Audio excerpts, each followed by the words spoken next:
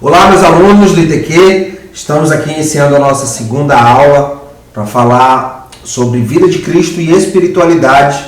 E nessa aula de hoje nós vamos falar o capítulo 2 do livro, né? Se você ainda não adquiriu o livro, passe na secretaria com a pastora Cláudia para você poder adquirir o livro e acompanhar junto comigo as nossas aulas, tá bom? Vamos para o capítulo 2. O capítulo 2 vai falar sobre Jesus histórico, né? E eu queria começar lendo o texto que o capítulo nos dá como base, que é o texto que está em Isaías, no capítulo 7, no versículo 14. Portanto, o mesmo Senhor vos dará um sinal. Eis que a virgem conceberá e dará à luz um filho, e chamará o seu nome Emanuel. Então, Jesus ele é o fruto dessa profecia de Isaías, quando ele dava inclusive o nome do filho que sairia da virgem, né?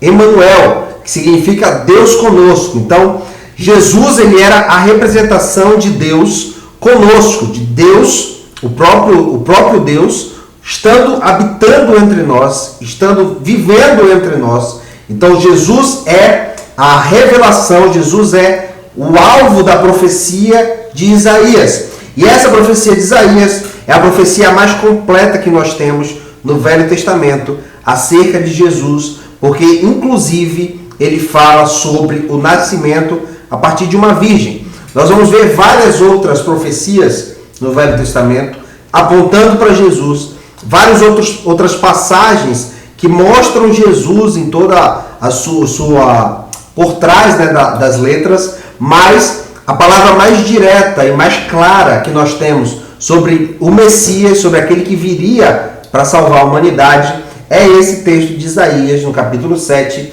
e no versículo 14, porque aqui, além de dizer o nome de como ele seria chamado, Emanuel, Deus conosco, também diz que ele nasceria de uma virgem, que lá na frente a gente descobre tudo isso, a gente vê tudo isso acontecendo através de Maria, certo? A história de Jesus, ela demonstra uma vida pautada na verdadeira obediência e no modelo perfeito de virtudes, atributos e atitudes. Em Jesus, como pessoa, como personagem histórico, a gente consegue observar nele um verdadeiro modelo a ser seguido, um verdadeiro exemplo a ser seguido de virtudes, atributos e atitudes em Jesus que são exemplares. Jesus, então, ele foi colocado na situação de homem, né, de humano, para servir também como exemplo para todos nós, como um modelo a ser seguido por todos nós. A pessoa histórica de Jesus, porque Jesus não é somente um personagem ou apenas um personagem ideológico ou um personagem folclórico ou um personagem para aqueles que creem na palavra de Deus. A sua existência é comprovada também, além dos relatos bíblicos, ela é comprovada também por pesquisadores, pela história. Então Jesus, ele é muito mais do que um personagem somente bíblico, ele é um personagem histórico e que a história da humanidade reconhece a sua existência, reconhece que ele andou entre nós, reconhece que ele foi alguém diferenciado da história.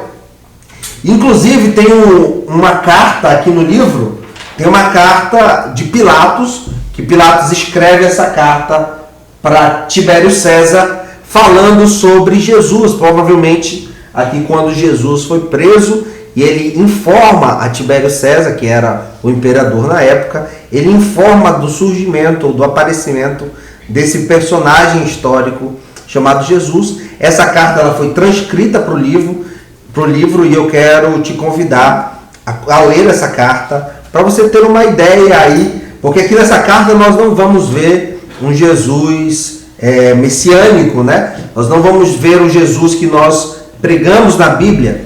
Nós vamos ver um Jesus como uma pessoa, como um prisioneiro que estava diante do governador, então que ele estava se referindo ao imperador sobre aquele meliante, entre aspas, que estava diante dele. Então você vai ver que a história, ela comprova a existência de Jesus e ela demonstra quem era Jesus como pessoa e não somente como Deus. Tá certo?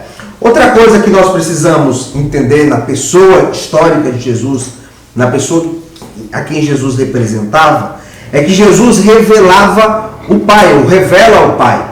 Quero te convidar a ler comigo no Evangelho de João, capítulo 1, no versículo 18, um texto que fala sobre essa função de Jesus, que era revelar Deus para o homem. Olha só o que diz: Deus nunca foi visto por alguém, porém o Filho unigênito que está no seio do Pai, este o revelou. Ou seja, Jesus foi colocado entre nós. Esse capítulo 1 de João é aquele que começa: e no princípio era o Verbo, e o Verbo era Deus, e o Verbo estava com Deus, e o Verbo habitou entre nós. Esse mesmo capítulo, lá no final, no versículo 18, diz que ninguém viu a Deus e ninguém conheceu a Deus pessoalmente, mas que o Filho unigênito veio à terra do seio do seu Pai para revelar quem era o seu Pai, para mostrar de fato quem era Deus. Porque muitas vezes nós temos uma figura distorcida de quem é Deus. A gente vê muito bem isso dentro das nossas igrejas, quando a gente fala que Deus é um Deus mau e Jesus é o cara amoroso, que amou todo mundo e fez a reconciliação, porque Deus ele não suportava o pecado do homem, então precisava de Jesus aqui para fazer essa reconciliação. Então muitas vezes nós vemos Deus como um Deus punitivo, como um Deus mau, como um Deus vingativo, e Jesus veio para mostrar que Deus não era esse Deus malvado, que esse Deus que matava, esse Deus que punia, mas Jesus veio mostrar que Deus era um Deus que amava também, que era um Deus que cuidava dos seus. Jesus veio revelar a verdadeira essência de Deus. Jesus aponta para Deus dizendo: o Pai é como eu, o Pai é igual a mim, eu sou amoroso e o Pai também é amoroso. Então, se tem uma coisa que nós precisamos tirar da nossa mentalidade, é de que Deus é um Deus punitivo, de que Deus é um Deus malvado, um Deus que paga, né, que cobra e que maltrata os seus, né, que cobra com exigência os seus. Mas nós temos que ver, assim como nós vemos Jesus como um irmão, como aquele que amava, como aquele que morreu pelos nossos pecados, nós precisamos ver essa mesma figura em Deus, porque eles são um só. Outra coisa que me chama a atenção, outro texto, aliás, que me chama a atenção, está em Mateus capítulo 11, no versículo 25 e 27, que eu quero ler para você. Que diz assim: naquele tempo respondeu Jesus e disse: graças te dou, ó Pai, Senhor do céu e da terra, que ocultaste essas coisas aos sábios e entendidos, e a revelastes aos pequeninos. Sim, ó Pai, porque assim te aprouve. Todas as coisas me foram entregues por meu Pai, e ninguém conhece o Filho senão o Pai, e ninguém conhece o Pai senão o Filho, e aquele a quem o Filho o quer revelar. Olha o que Jesus estava dizendo, que ninguém conhece o Pai. Infelizmente, a gente não teve a oportunidade de conhecer a Deus de verdade, pessoalmente.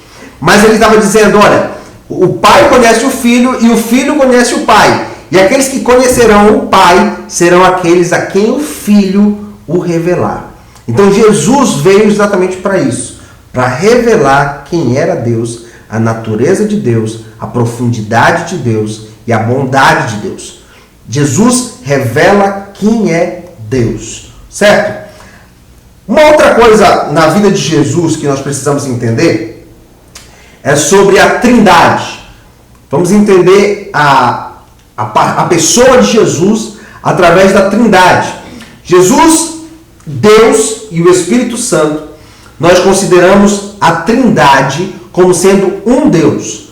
Nós não temos três deuses, Deus Pai, Deus Filho e Deus Espírito Santo. Nós temos um Deus que se divide em três pessoas, em três formas, em três funções. Cada uma dessa figura da Trindade, ela possui as suas funções, ela possui os seus afazeres, e cada uma dessas pessoas apontam todas para uma só, um só Deus, um só Senhor. Então Deus Filho, Jesus, é uma das figuras dessa trindade com identidades conscientes, né? Ou seja, eles têm a mesma identidade, uma só pessoa, porém seres individuais com características e funções diferentes. Deus Pai tem as suas características, Deus Filho tem as suas características e funções, e o Deus Espírito Santo tem as suas características e funções, porém os três juntos compõem uma única identidade, um único Deus. A Bíblia relata que Cristo morreu, mas ele está vivo e assentado à direita de Deus. As ações de Deus na terra são feitas através da terceira figura.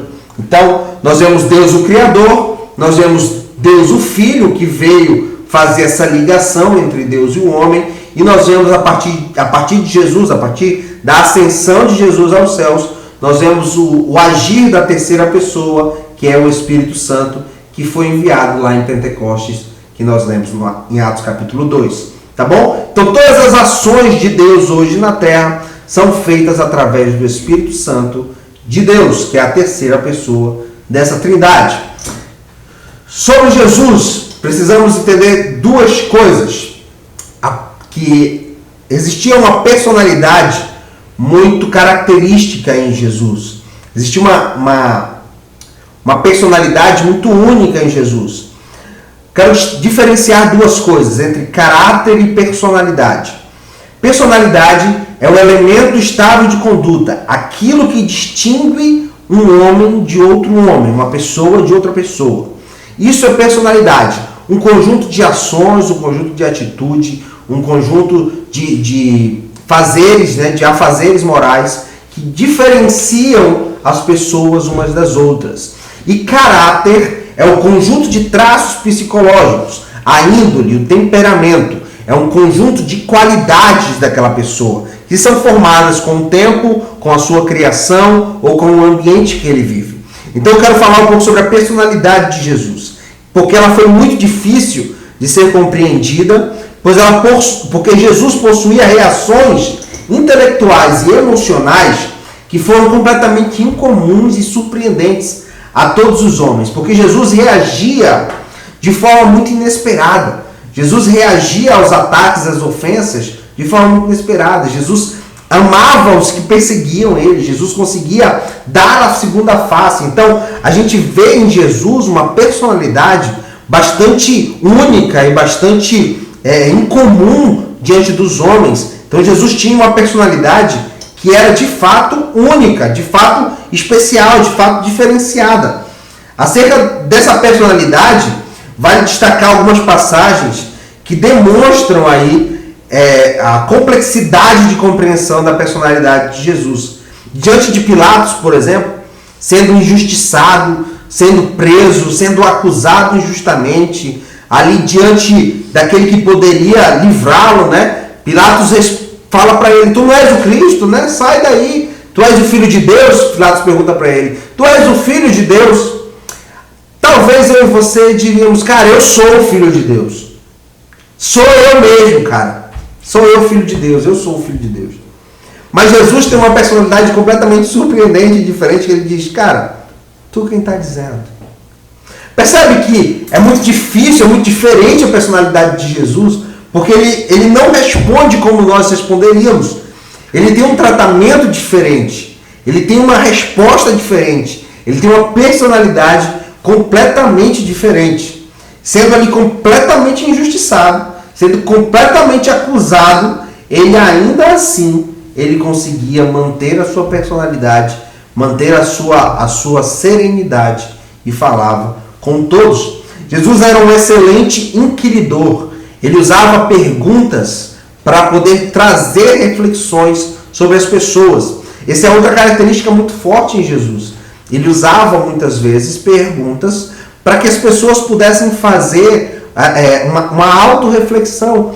Um grande exemplo disso está lá na mulher adúltera que chega diante dele e as pessoas querendo apedrejá-la, e Jesus faz uma pergunta, né, uma afirmação. Ele diz: olha, aquele que não tem pecado, vocês querem matar ela? Aquele que não tem pecado, atira a primeira pedra.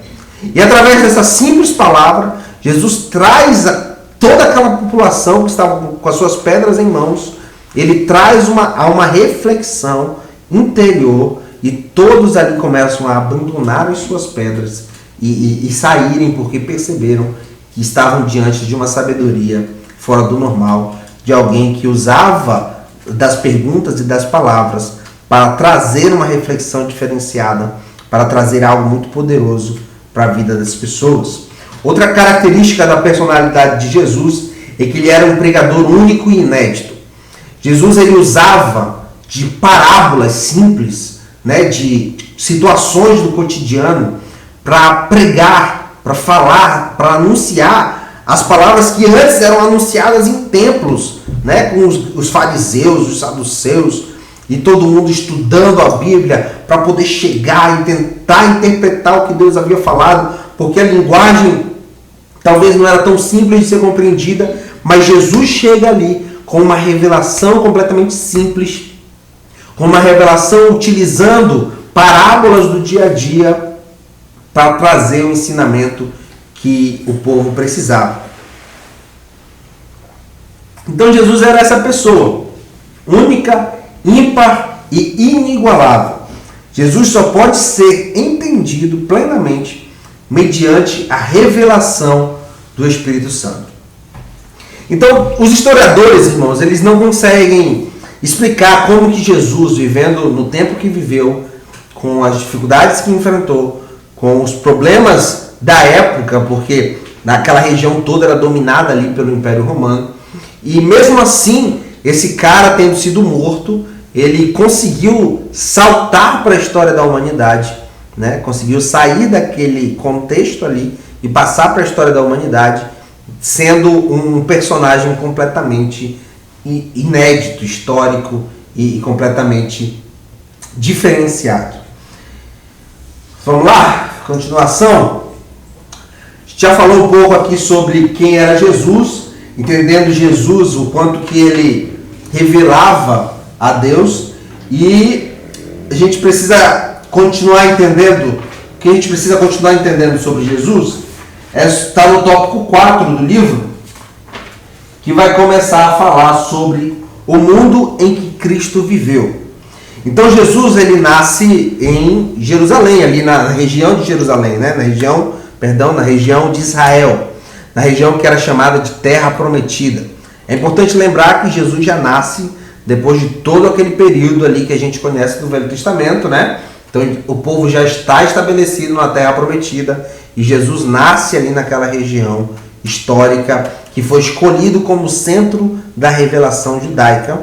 E Jesus ele é o maior personagem da história de todos os tempos e nasceu e viveu em um contexto político, social e religioso bastante específico, bastante conturbado. 3 circunstâncias que foram muito favoráveis para o nascimento de Jesus e para poder estar tudo certo ali para acontecer foram fundamentais, né? 3 acontecimentos favoráveis. O primeiro deles era a existência de um único idioma naquela região. Então toda a região ali era governada pelo Império Romano e eles falavam um idioma como o idioma original, né? Meu Deus, esqueci a palavra. O idioma oficial. E todo o povo falava em grego. Então o grego era um idioma comum a todo o Império Romano. Outra característica e circunstância fundamental e favorável para o nascimento de Jesus naquela região e naquele tempo é que havia uma paz estabelecida no Império Romano. Porque nós sabemos que o Império Romano ele foi conquistado à base de muitas lutas, de muitas guerras. Mas nesse tempo em que Jesus nasceu, o Império Romano estava vivendo um período de paz entre os demais países da região. Então, uma paz estava estabelecida e Jesus nasce em meio a essa paz. E outra coisa fundamental no nascimento de Jesus é que ele nasce num povo que só tinha um Deus como Senhor. Então ele nasce num povo monoteísta, onde só aquele povo cria num único Deus, que eram os judeus. Vamos falar um pouco sobre a realidade religiosa em que Jesus nasceu. Durante muitos anos, a gente leu na Bíblia, né, que o templo ele se resumia a tabernáculos construídos por Moisés ainda no Egito, ainda no deserto, né? E quando o povo chega finalmente até a terra prometida, Davi tem a ideia de criar um templo, de construir um templo, porém somente Salomão, seu filho, é quem consegue construir esse templo. Tempos depois, anos depois, a cidade de Jerusalém ela é invadida pelos babilônicos e pelo rei Nabucodonosor, que destrói o templo que foi construído por Salomão e destrói todo o templo, né? Destrói tudo, inclusive leva a Arca da Aliança. Quando o povo recupera de volta a sua terra e o Império Romano agora governa sobre aquela região, o rei Herodes decide construir uma réplica do templo de Salomão que tinha sido destruído pelos babilônicos. Então Jesus nasce nesse contexto de que havia um templo na cidade, esse contexto religioso, né? Que havia um templo na cidade construído pelo rei Herodes para agradar aos judeus, e por causa do medo que ele tinha dessa rebelião judeia, né, rebelião judaica, ele constrói um templo para agradar ali aquele povo religioso.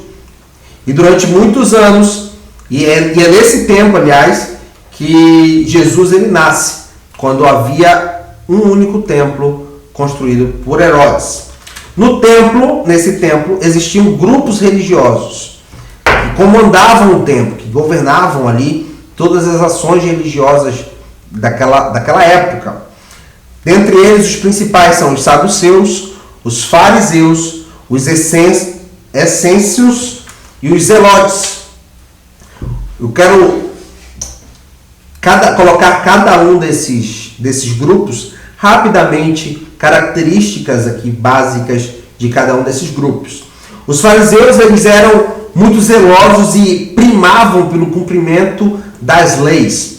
Os fariseus eram aqueles que olhavam para a lei mosaica e cuidavam de todos aqueles mandamentos, e eles estabeleciam, né, eles viviam com base na Torá, com base no que estava sendo pregado ali pela Torá, pelos 5 primeiros livros da Bíblia, pelo Pentateuco, tá bom? Quero só continuar, gente, rapidinho.